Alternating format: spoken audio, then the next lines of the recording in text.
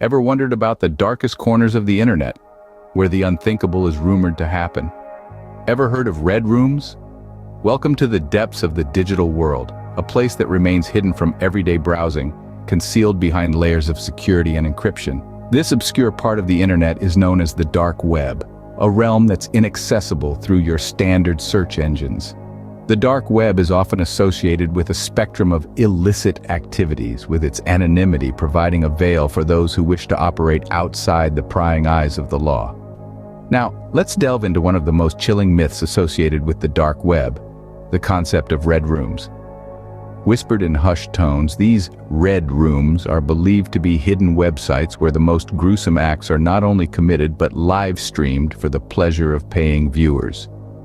This shocking notion taps into our deepest fears and morbid curiosities about the potential horrors that could exist within the unseen corners of the internet. The term red room itself conjures up images of blood-soaked walls and unspeakable atrocities, a chilling metaphor for the alleged atrocities that are said to occur within these digital dens of depravity. The rumors and urban legends surrounding these red rooms are fueled by sensationalism and a fascination with the macabre, painting a portrait of an online underworld that is as intriguing as it is terrifying. However, as we navigate through this shadowy labyrinth of hearsay and speculation, one question remains. How much of this is rooted in reality, and how much of it is simply a product of our collective imaginations? In an era of misinformation and fake news, it's essential to distinguish fact from fiction, to separate the internet's chilling ghost stories from its true, verifiable horrors. But how much of this is fact, and how much is just internet folklore? Let's dive into the origins of this myth. The red room myth has been around for years, sending chills down the spines of internet users worldwide. The origins of the red room myth are shrouded in mystery, much like the dark web itself.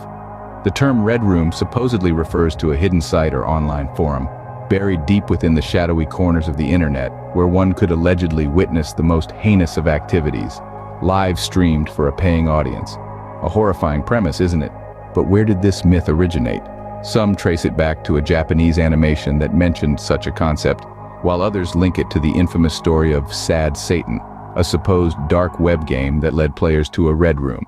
The reality, however, is that there's no concrete origin, no definitive starting point. The myth simply seems to have sprung from the collective imagination of the internet, fueled by our fascination with the unknown. Sensationalism has played a massive role in perpetuating this myth. As humans, we are naturally drawn to stories that shock and scare us.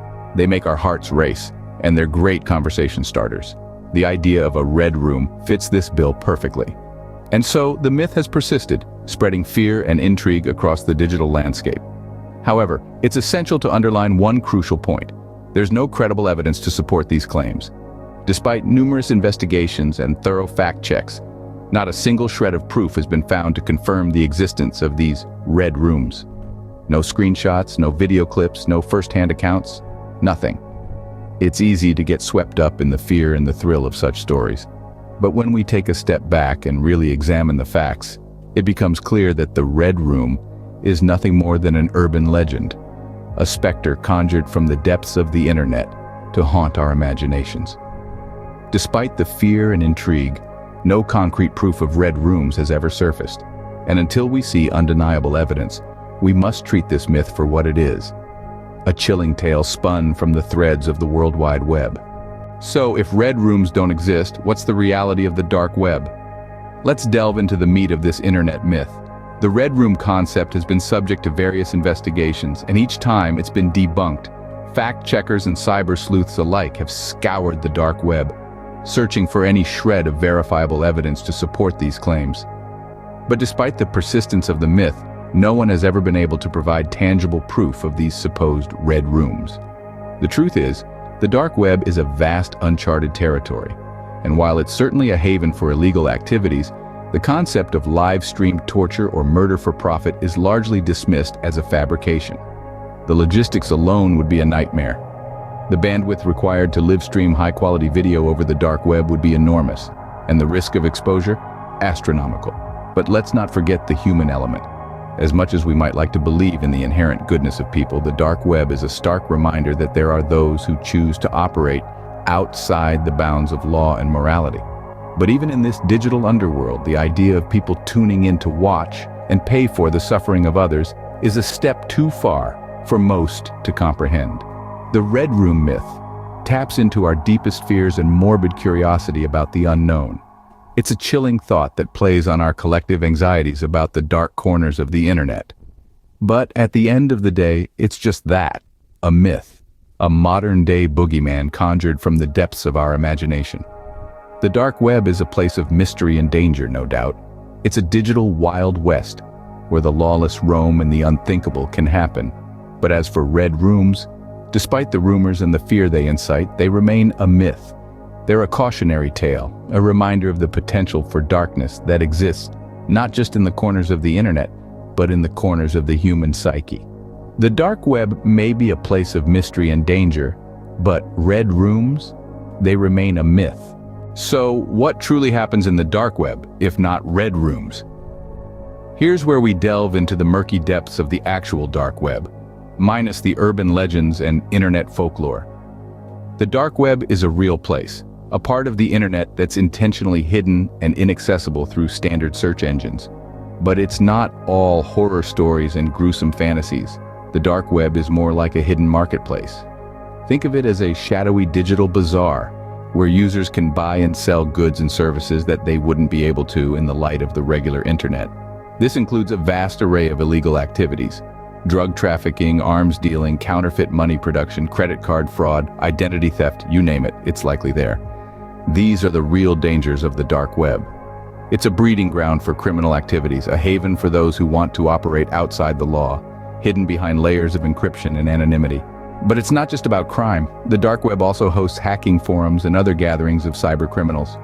These places are a hotbed of malware, ransomware, and all sorts of nefarious digital tools. They're the places where hackers can exchange tips and tricks, sell stolen data, or even recruit for larger cybercrime operations. However, it's not a lawless wasteland. Law enforcement agencies worldwide are constantly on the trail of dark web criminals.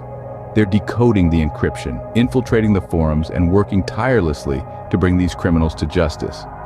It's a digital cat-and-mouse game, a constant battle between those who enforce the law and those who break it.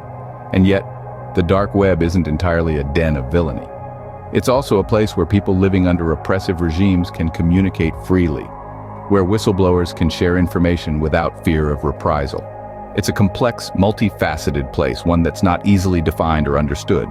So, as we can see, the dark web is a complex and dangerous place, but not in the way many believe. In the face of sensationalism and rumors, it's crucial to approach such claims with skepticism and critical thinking. The allure of the unknown can often lead us to believe in tales that, while intriguing, lack substantial evidence. Myths like the red rooms of the dark web serve as perfect examples of this. The power of such urban legends lies in their ability to tap into our fears and curiosities. They create a sense of mystery and danger, a world hidden within our own that is tantalizingly out of reach. Yet it's essential to remember that more often than not, these tales are just that, tales. Stories spun from threads of fear and fascination but lacking the backing of verifiable fact. The spread of misinformation and sensationalism can lead to unwarranted fear and panic. It can paint a distorted picture of reality, and in the case of the dark web, can contribute to a perception of it being a nefarious underworld, filled with heinous crimes and unimaginable horrors. While it's true that the dark web does harbor illegal activities, it's also a place where whistleblowers, journalists, and activists can communicate safely and anonymously. This is why skepticism and critical thinking are so vital. They allow us to separate fact from fiction, to question and analyze the information we encounter. They help us to resist the pull of sensationalism, to not accept things at face value, but to dig deeper, to seek the truth.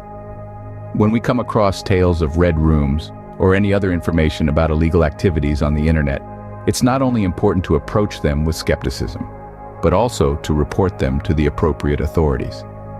It's our responsibility to ensure that the internet, including the dark web, remains a safe space for all its users. Remember, the internet is a vast and varied place, and while the dark web holds many secrets, red rooms are not one of them.